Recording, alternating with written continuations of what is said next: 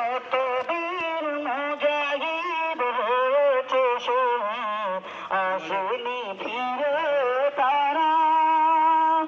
ভারতবাসী তাদের কথা আজ করে স্মরণ, ভারতবাসী স্মরণ করো আজকে তাদের কথা। প্রাণের বিনিময়ে যারা আনলে স্বাধীনতা।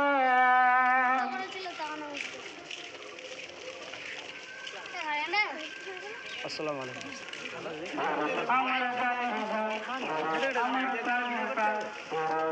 হ্যাঁ বলে আমাকে খেয়ে ধর তুলে